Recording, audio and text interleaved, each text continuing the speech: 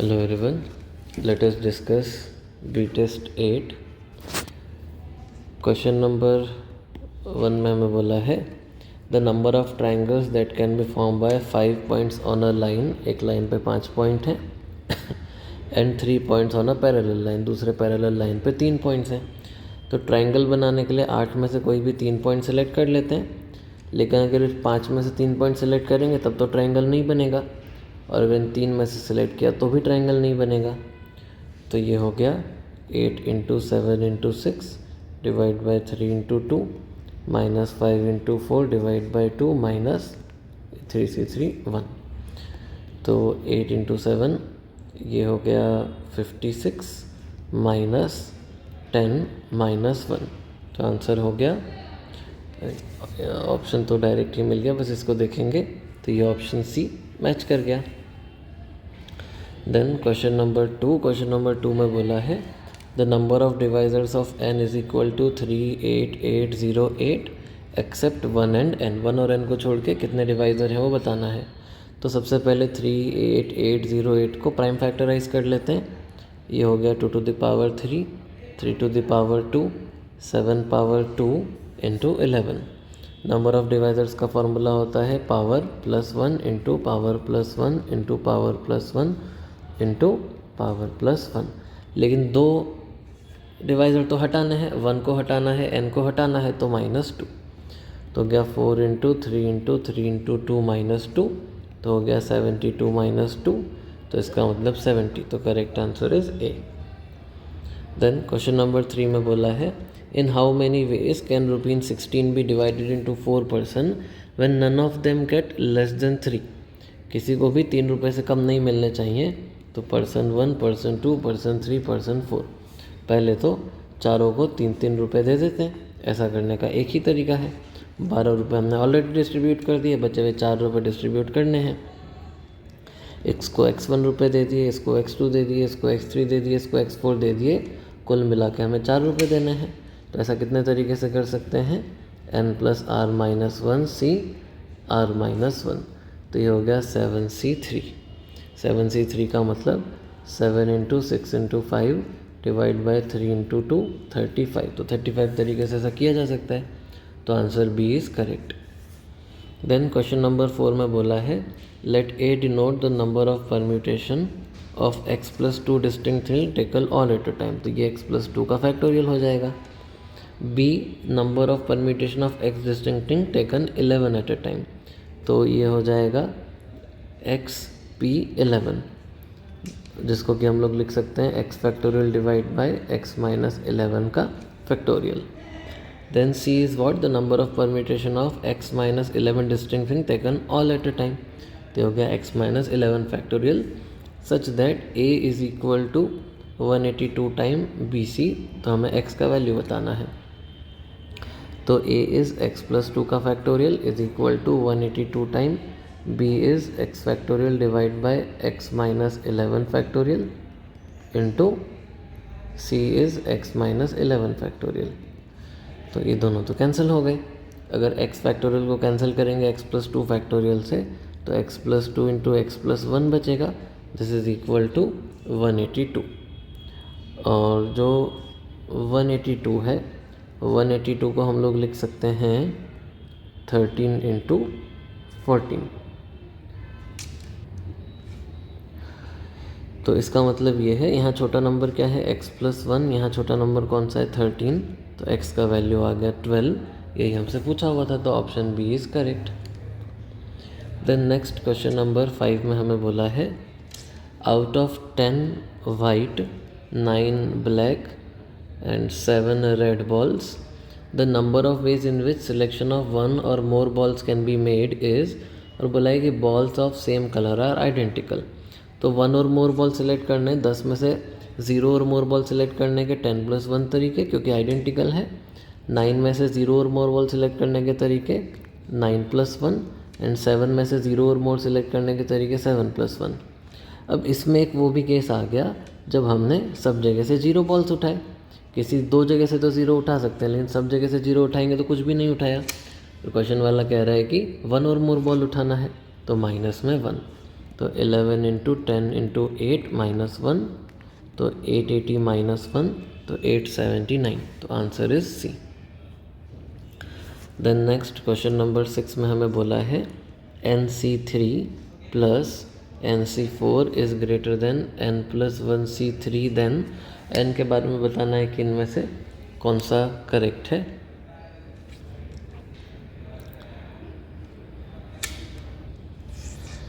तो इसमें अगर हम लोग यहाँ पर प्रॉपर्टी लगा देते हो जाएगा N plus 1C4 is greater than N plus 1C3।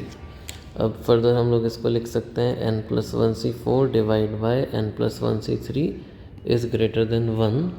तो इसमें फॉर्मूला लग जाएगा, हो जाएगा N की जगह आ गया N plus 1 minus R plus 1 divide by R is greater than 1। तो ये हो गया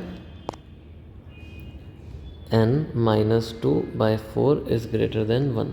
तो N minus 2 is greater than 4, N is greater than 6। तो N इज़ ग्रेटर देन 6 कहाँ पर दिखाई दे रहा है? ऑप्शन ए।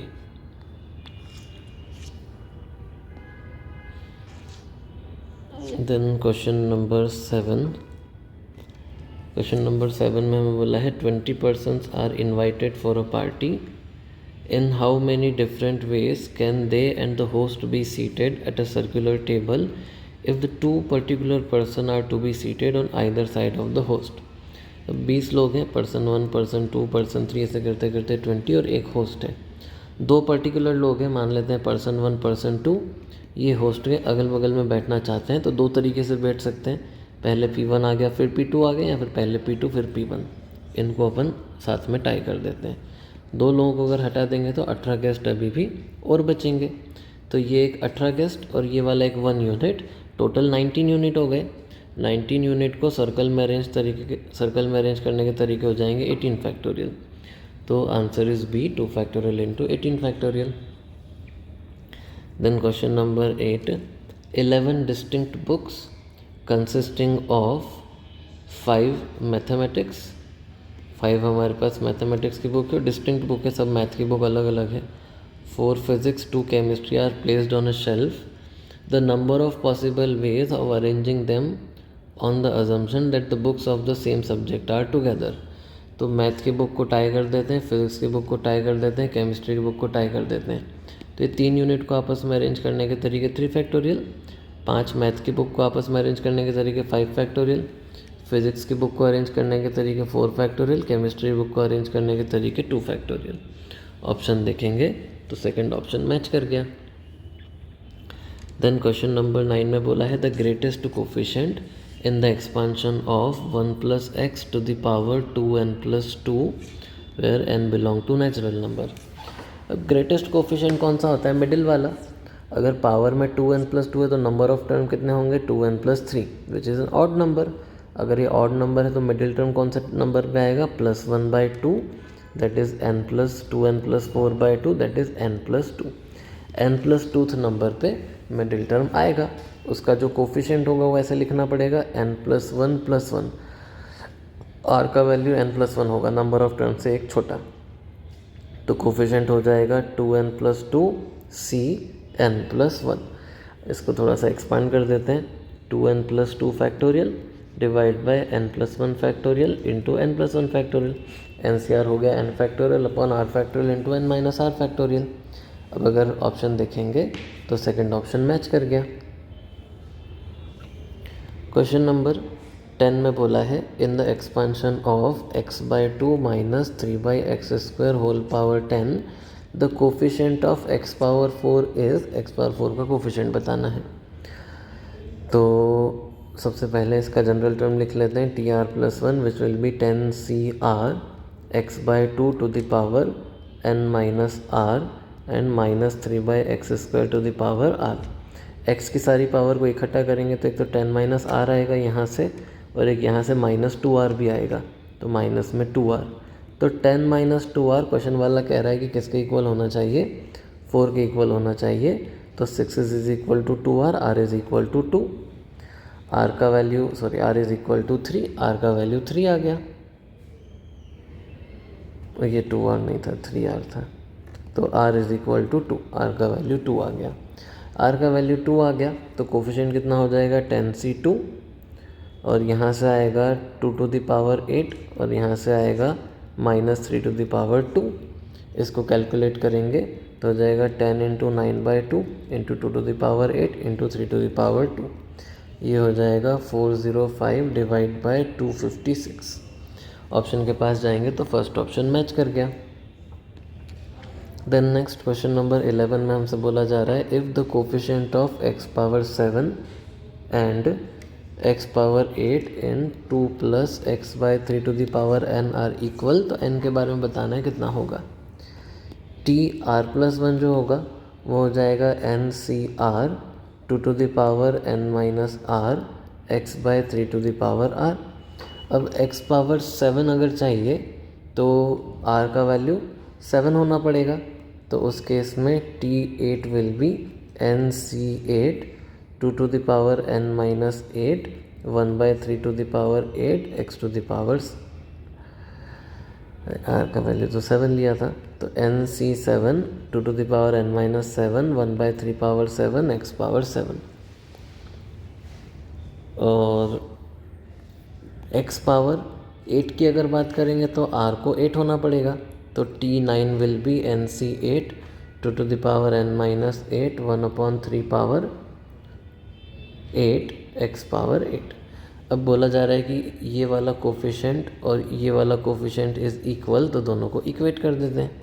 तो NC7 into 2 to the power n minus 7 into 1/3 power 7 will be equal to NC8 2 to the power n minus 8 1/3 to the power 8।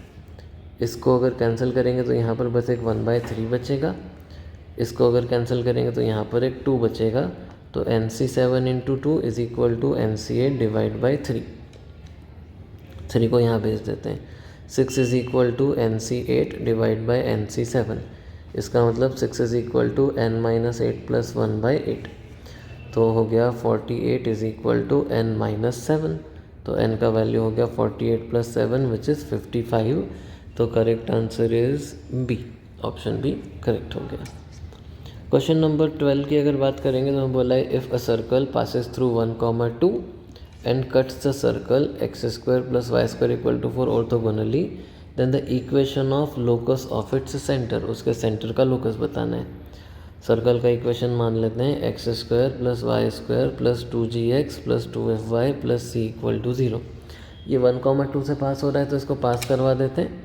1, 2 से पास होगा तो 1 plus 4 plus 2g plus 4f plus c is equal to 0। तो हो गया 5 plus 2g plus 4f plus c is equal to 0। फिर उसके बाद जो सर्कल है वो इसको ऑर्थोगोनली कट कर रहा है, तो 2 इंटू जी इंटू जी1 plus 2 into f into F1 is equal to c plus C1। तो इसका तो c -4 हो जाएगा, पहले यहाँ लेके आना पड़ेगा। तो यहाँ से c का वैल्यू 4 आ गया, उठा के यहाँ रख देते हैं। तो 4 प्लस 5 विल बी 9, तो 2g plus 4f plus 9 is equal to 0। अब जो सेंटर होता है वो क्या होता है -g, -f। तो -g will be equal to h, -f will be equal to k। तो 2 into -h plus 2 into -f, ये 4 था, 4 into -f plus 9 will be equal to 0। क्या कर देते हैं, तो -2x -4y plus 9 is equal to 0। अब ऑप्शन के पास जाएंगे तो थर्ड ऑप्शन मैच कर गया। Then question number 13, the locus of point of intersection of tangents at extremities of a chord of the circle x² plus y² equal to a² which touch the circle this. तो point of intersection of tangent बताना है, ये point of intersection of tangent, इस point का locus बताना है h, k। Point of at extremity of a chord, इसके extremity पे मतलब बेसिकली कॉर्ड ऑफ कॉन्टेक्ट की बन गया। तो ये अगर हमने मान लिया h, k, तो जो कॉर्ड है which is chord of contact, उसका इक्वेशन हो जाएगा t इज इक्वल टू 0। तो हो जाएगा hx plus ky minus a² is equal to 0। अब ये वाला जो कॉर्ड है ये एक दूसरे सर्कल को टेंजेंट है। एक और सर्कल हमें दिया हुआ है जिसका सेंटर है a, 0 और जिसका रेडियस है a। तो इस सर्कल पे ये वाला लाइन जो है ये टेंजेंट है। अगर ये इस पे टेंजेंट है तो इसका distance from centre must be equal to radius. तो इस लाइन का परपेंडिकुलर डिस्टेंस लिख लेते हैं फ्रॉम a, 0, तो हो जाएगा H A plus K into 0 minus A square divide by under root H square plus K square का mod will be equal to A. दोनों साइड स्क्वायरिंग कर देते हैं तो h एक a कॉमन लेके कैंसिल भी कर देते हैं, तो h माइनस ए का whole square will be equal to H square plus K square. यहाँ से रूट कैंसिल हो गया तो हो गया H square minus 2ah plus A square is equal to H square plus K square. तो यहाँ से हमें पता चला कि Y square is equal to A, अगर कॉमन ले लें तो a माइनस 2x। पहला ऑप्शन मैच कर गया तो option A is correct. Next question number 14 में हमें बोला है the equation of the circle which passes through the point of intersection of circles. दो सर्कल दिए हुए हैं x square plus y square minus 8x minus 2y plus 7 is equal to 0। दूसरा दिया हुआ है x square plus y square minus 4x plus 10y plus 8 is equal to 0 and having it centre on y axis. सब y axis पे centre है, मतलब जो x coordinate होगा वो 0 हो जाएगा, 0 समथिंग हो जाएगा सेंटर। तो अगर इन दोनों के इंटरसेक्शन से सर्कल पास हो रहा है तो पहले तो ऐसा करते हैं, इनको सब्ट्रैक्ट करके कॉमन कॉर्ड का इक्वेशन लिख लेते हैं। कॉमन कॉर्ड का इक्वेशन हो जाएगा 4x plus 12y plus 1 is equal to 0। इसको L मान लेते हैं, इसको S मान लेते हैं, हमारे रिक्वायर्ड सर्कल का इक्वेशन हो जाएगा s plus lambda L is equal to 0। s की जगह आ जाएगा x square plus y square minus 8x minus 2y plus 7 plus lambda time L की जगह आ जाएगा 4x plus 12y plus 1 this is equal to 0। अब इस सर्कल का जो सेंटर है वो वाई एक्सिस पे है, मतलब जो सर्कल का सेंटर है उसका एक्स कोऑर्डिनेट 0 रहेगा। तो एक्स कोऑर्डिनेट क्या होता है, एक्स के कोफिशिएंट को -1/2 से मल्टीप्लाई करेंगे तो एक्स कोऑर्डिनेट आ जाएगा। तो -1/2 into -8 plus 4 lambda this is equal to 0। तो लैम्डा का वैल्यू आ गया 2। इस लैम्डा इक्वल टू 2 को उठा के यहाँ सब्सटीट्यूट कर देते हैं तो आंसर आ गया x square plus y square minus 8x plus 8x cancel हो गया, माइनस 2y प्लस 24y ये हो गया 22y, 7 plus 2 will be 9 is equal to 0। Option के पास जाते हैं तो third option is correct. Then next question number 15, इसमें हमसे बोला जा रहा है कि x कोई तो भी एंगल है which is greater than 0 less than π/4 then sec 2x minus 10 2x is equal to, 4 option दिए हैं, बताना है कौन सा करेक्ट है।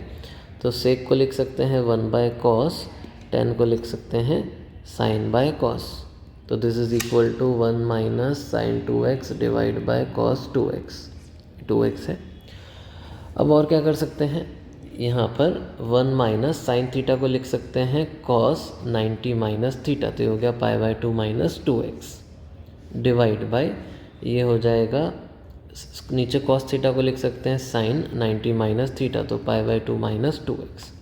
यहाँ cos 2 थीटा का फॉर्मूला लगा देते हैं तो हो जाएगा 1 माइनस cos 2 थीटा की जगह लिख देंगे 1 minus 2 sine square theta, theta इसका आधा हो जाएगा π/4 माइनस x डिवाइड बाय यहाँ sin 2 थीटा का फॉर्मूला लगा देते हैं 2 साइन थीटा, थीटा इस एंगल का हाफ हो जाएगा π/4 minus x into cos π/4 minus x। 1 1 cancel, minus minus plus 2 2 cancel, एक साइन कैंसिल, तो साइन बाय कॉस बचा विच इज़ 10, तो हो गया 10 π/4 माइनस x। आंसर आ गया। ऑप्शन को देखेंगे तो ऑप्शन बी मैच कर रहा है। देन क्वेश्चन नंबर 16 हमसे बोला गया है the system of equation alpha x plus y plus z is equal to alpha minus 1, x plus alpha y plus z is equal to alpha minus 1 और x plus y plus alpha z is equal to alpha minus 1 has no solution. और option में दो value दिए, एक 1 और -2। अब alpha equal to 1 के लिए तो देखोगे तीनों इक्वेशन सेम बन रही है, तो सेम इक्वेशन बन रही तो उस केस में तो इनफाइनाइट सॉल्यूशन हो जाएंगे। तो अल्फ़ा इक्वल टू 1 तो गलत हो गया, तो सेकंड ऑप्शन गलत है, फोर्थ ऑप्शन गलत है। अब हमें -2 पे चेक करना है। तो ऐसा करते हैं, -2 अगर अपन यहाँ पर रखेंगे तो -2 रखने पर हमारी इक्वेशन हो जाएंगे -2x + y + z = -3। ये हो जाएगा x - 2y + z = -3। ये हो जाएगा x + y - 2z = -3। सबसे पहले डेल्टा चेक करते हैं। डेल्टा हो जाएगा -2 1 1 1 -2 1 1 1 -2। इसमें अगर हम लोग तीनों कॉलम को ऐड कर दें, तीनों कॉलम को ऐड करेंगे तो बन रहा है 0 0 0 1 -2 1 1 1 -2 विच इज़ इक्वल टू 0। तो डेल्टा तो 0 आ गया। तो हो सकता है नो सॉल्यूशन हो सकता है इनफाइनाइट सॉल्यूशन हो। Further checking is required. Delta x पे आते हैं। डेल्टा एक्स के लिए एक्स के कोफिशिएंट को हटा देते हैं, उसकी जगह लिख देते हैं -3 -3 -3। यहाँ आ जाएगा 1 -2 1 1 1 -2। ये देखते हैं कितना आ रहा है। तो इसको एक्सपांड करेंगे तो मिलेगा -3 × 4 - 1 -1 × 6 + 3 +1 × -3 -6। तो ये आ रहा है -3 × 3 -9 -9 -9। This is not equal to 0। तो डेल्टा 0 है और delta x is non zero, मतलब नो सॉल्यूशन होंगे। तो -2 के लिए नो सॉल्यूशन हो रहा है, तो इसका मतलब option A is correct. Then integer type पे आ जाते हैं। Question number 17। क्वेश्चन नंबर 17 में बोला है if the number of words which can be made out from all the letters of the word independence INDEPENDENCE in which no two vowel come together. तो पहले तो वॉवेल और consonant अलग कर लेते हैं। वॉवेल्स की अगर बात करेंगे तो हमारे पास है I E E E E I E E E E। Consonant की बात करेंगे तो हमारे पास है NDPNDNC। अब क्वेश्चन वाला कह रहा है कि इनको इस तरीके से अरेंज करना है कि no two vowels come together. Gap method लगाना पड़ेगा। पहले इन 1 2 3 4 5 6 7 लेटर्स को आपस में अरेंज कर देते हैं। 7 फैक्टोरियल, n 3 बार रिपीट हो रहा है तो डिवाइड बाय 3 फैक्टोरियल, और d 2 बार रिपीट हो रहा है तो divide by 2 factorial.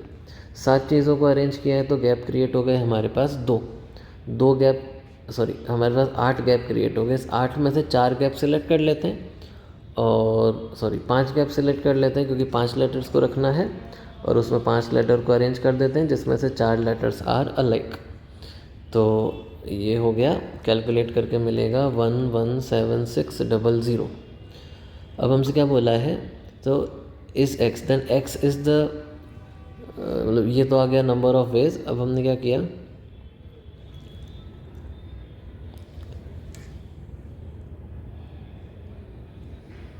Then the remainder when x is divided by 9। इसको अगर हम लोगों ने 9 से डिवाइड कर दिया तो बताना है कि रिमाइंडर क्या आएगा। तो इसको अगर 9 से डिवाइड करेंगे, सम ऑफ डिजिट कितना है 9 + 6 16।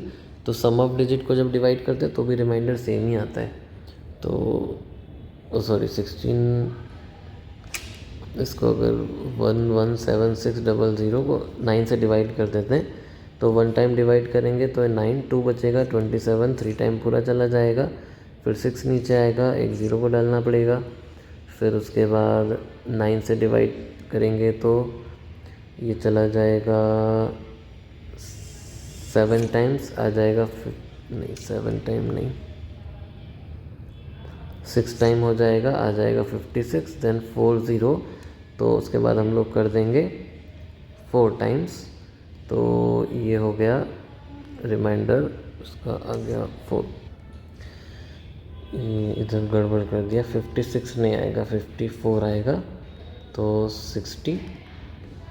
तो फिर से इसको हम लोग 6 टाइम करेंगे तो रिमाइंडर विल बी 6। तो इसका आंसर 6 हो गया। तो 17 का आंसर है 6। क्वेश्चन नंबर 18 पे जाते हैं। क्वेश्चन नंबर 18 बोला है if O is the origin, OP and OQ are tangent to the circle. ये एक सर्कल है, इस पे हमने O से 2 टेंजेंट बनाए, OP एंड OQ। तो हमें बताना है circum circle of the triangle, circum centre of the triangle OPQ जो है वो H है। अब इसका अगर हम लोग ऐसा एक सर्कल बनाएंगे तो ये सर्कल के सेंटर से पास होगा, बिकॉज यहाँ पर 90 डिग्री बनेगा तो ये डायमीटर हो जाएगा। और अगर ये डायमीटर है तो सेंटर इज़ व्हाट, ये वाले दोनों पॉइंट का मिड पॉइंट, तो दिस इज़ 0,0। ये वाला जो पॉइंट है, this point can be written as -1, -1। अब इन दोनों का अगर हम लोग मिड पॉइंट कैलकुलेट करेंगे तो मिड पॉइंट आ गया -1/2, -1/2। अब ये h है, ये k है, हमसे बोला हुआ है कि h² + 3k² का वैल्यू बताना है, तो ये हो गया 1/4 + 3/4 विच इज़ इक्वल टू 1। तो इसका final answer is 1। Then question number 19 पे जाएंगे। तो क्वेश्चन नंबर 19 में बोला है the number of 4 digit numbers that can be form using 0, 1, 2, 3, 4, 5, 6, 7, 0 से 7 तक सारे डिजिट हैं हमारे पास, so that the number content digit 1 is x. The number of 4 digit number that can be formed from the digit here so that the number content digit is x. तो इसको क्या कर सकते हैं, 4 डिजिट का नंबर बनाना है जिसमें 1 आना चाहिए, तो टोटल में से वो माइनस कर देते हैं। जब 1 नहीं आ रहा है तो टोटल कितना हो जाएगा, यहाँ 0 नहीं आ सकता है, तो 7 ways repetition is not allowed, तो फिर 7, 6, 5 इसमें से माइनस करना पड़ेगा व्हेन एक भी बार 1 नहीं आ रहा है। तो अगर एक भी बार 1 नहीं आ रहा है तो अब यहाँ 0 भी नहीं आ सकता है, 1 भी नहीं आ सकता है, तो कितनी चॉइसेस बची, 6। और बाकी सब के लिए अब 1 तो वैसे भी यहाँ यूज़ नहीं कर सकते हैं, और जो यहाँ लिख दिया वो भी नहीं यूज़ कर सकते, तो एक और बार 6 देने के कम होता जाएगा 5, 4। ये हो गया 1470 माइनस 720, तो आ गया 750। अब एक्सपोनेंट ऑफ 5 बताना है in the prime factorisation of x। तो इसको अगर एक बार 5 से डिवाइड करेंगे तो ये बन जाएगा 150, एक और बार 5 से डिवाइड करेंगे तो 30, और एक और बार 5 से डिवाइड हो जाएगा, 3 बार 5 आ रहा है इसमें, तो एक्सपोनेंट हो जाएगा 3। Then next question number 20। Question number 20 में बोला है the number of ways in which 5 distinct prizes can be distributed among 4 student when every student can take 1 और मोर प्राइजेस। वह 0 किसी को नहीं मिल सकते, कम से कम एक प्राइज़ तो मिलना ही चाहिए। तो बस एक ही केस है, एक ही तरीके से कर सकते हैं जब किसी एक को 2 मिले और बाकी सबको 1-1 मिले। तो पहले ऐसा करते हैं, जो हमारे पास 5 प्राइजेस हैं उसको 4 ग्रुप में डिवाइड कर लेते हैं, 5 factorial by 2 factorial, 1 factorial power 3 into 3 factorial. ये 4 ग्रुप बन गए। इन 4 ग्रुप में 4 लोगों को डिस्ट्रीब्यूट कर देते हैं 4 फैक्टोरियल, तो बन गया 5 × 4 × 3 फैक्टोरियल बाय 2 × 3 फैक्टोरियल इंटू 24। तो ये कैंसिल, तो ये बन गया 240। अब बोला है find the sum of digits in n। Sum of digit कितना है, 6, तो इसका आंसर हो गया 6। देन नेक्स्ट क्वेश्चन नंबर 21 में बोला है the number of non zero terms in the expansion of 1 + 3√2 x power 9 minus 1 minus 3√2x power 9। तो x + y power n minus x minus y power n होता है 2 times 9c0, और 3√2 power x 3√2x power 0 वाला term आ जाएगा। Then एक 9c2 वाला term आएगा, 9c4 वाला टर्म आएगा, 9c6 वाला टर्म आएगा, 9c8 वाला टर्म आएगा। तो कितने आएंगे, 1, 2, 3, 4, 5 टर्म आएंगे यहाँ पर। तो number of non zero term कितने हो गए, 5। Then next question number 22। Question number 22 में बोला है let A be the centre of the circle x² + y² - 2x - 4y - 20 = 0। ए जो है इसका सेंटर है, तो इसका सेंटर कहाँ पर है, 1, 2, ये पॉइंट है A. Suppose that the tangents at the point B 1, 7 and D 4, -2 on the circle meet at C. तो ये पॉइंट है बी, ये पॉइंट है डी, इस पे हमने बना दिए टेंजेंट, ये मीट कर रहे हैं सी पे। ये पॉइंट है 1, 7, ये पॉइंट है 4, -2। तो find the area of quadrilateral A B C D. A B C D जो क्वाड्रिलेटरल है इसका एरिया बताना है। तो इसको ऐसा करते हैं, 2 राइट एंगल में डिवाइड कर लेते हैं। रेडियस तो हम डायरेक्टली कैलकुलेट कर सकते हैं, रेडियस कितना आ रहा है, 5। तो ये दोनों ए और बी में डिस्टेंस फार्मूला लगा दिया तो रेडियस 5 आ गया। अब बस हमें ये वाला पार्ट और ढूंढना है, ये अगर मिल गया तो हमारा काम हो जाएगा। अब इसको कैसे ढूंढ सकते हैं, तो ऐसा करते हैं, BC का इक्वेशन लिख लेते हैं। t = 0 करेंगे तो BC का इक्वेशन आ जाएगा, वो हो जाएगा x plus 7y minus 2 into x plus 1/2 minus 4 into y plus 7/2 minus 20 is equal to 0। तो इसको सिंप्लीफाई करेंगे तो ये हमारे पास आ जाएगा y माइनस 7 इक्वल टू 0। और एक बार t इक्वल टू 0 करके ये वाले टेंजेंट का भी इक्वेशन लिख लेते हैं। इसके लिए अगर t इक्वल टू 0 करेंगे तो ये हो जाएगा 4x minus 2y minus 2 into x plus 4/2 minus 4 into y minus 2/2 minus 20 equal to 0। इसको सिंप्लीफाई करेंगे तो यहाँ से हमें कितना मिल रहा है 3x minus 4y minus 20 equal to 0 ये मिल जाएगा। अब ये वाला इक्वेशन और ये वाला इक्वेशन को साइमल्टेनियसली सॉल्व करेंगे तो c के कोऑर्डिनेट आ जाएंगे। तो c का y कोऑर्डिनेट तो डायरेक्टली मिल गया 7, x कोऑर्डिनेट और ढूंढ लेते हैं 3x minus 4 into 7 minus 20 is equal to 0। तो 3x is equal to 28 plus 20 48। तो x का वैल्यू आ गया 16। तो ये पॉइंट आ गया 16,7। अब BC में डिस्टेंस फार्मूला लगा देते हैं तो हो जाएगा अंडर रूट 15 स्क्वायर दे तो 15 आ गया। तो क्वाड्रिलेटरल का एरिया जाएगा twice of 1/2 base into height. तो 5 इंटू 15 ये हो गया 75। तो ये आंसर आ गया। तो 22 का answer will be 75। Then question number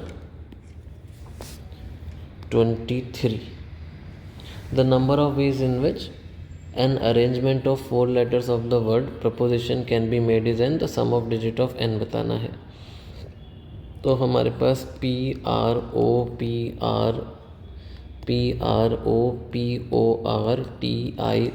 proportion.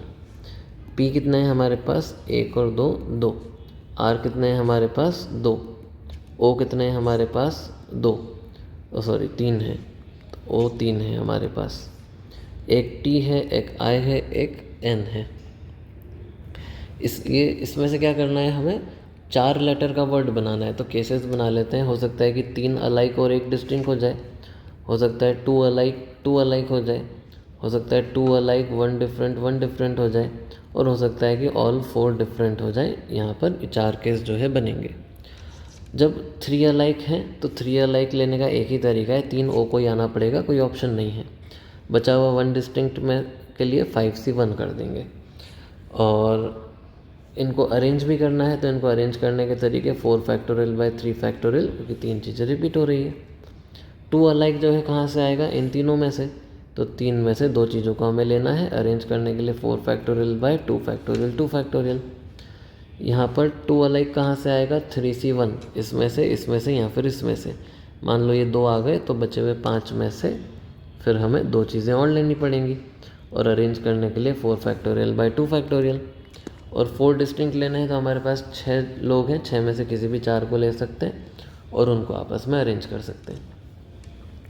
ये हो जाएगा 5 इंटू 4 20।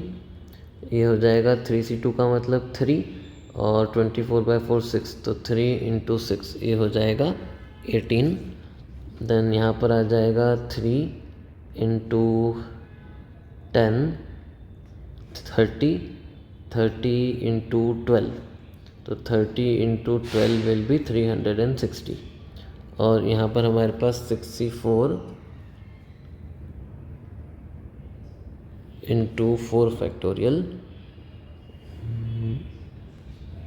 ये हो जाएगा हमारे पास 6 इंटू 5 डिवाइड बाय 2 इंटू 24। तो ये हो गया 15 इंटू 24। तो ये हो जाएगा 240 और 120, ये भी 360 आ गया। तो टोटल कितना हो जाएगा 360 प्लस 360 720 740 और 758। तो कुल मिला के हमारे पास जो नंबर ऑफ वर्ड्स आ रहे हैं वो हो रहे हैं 758।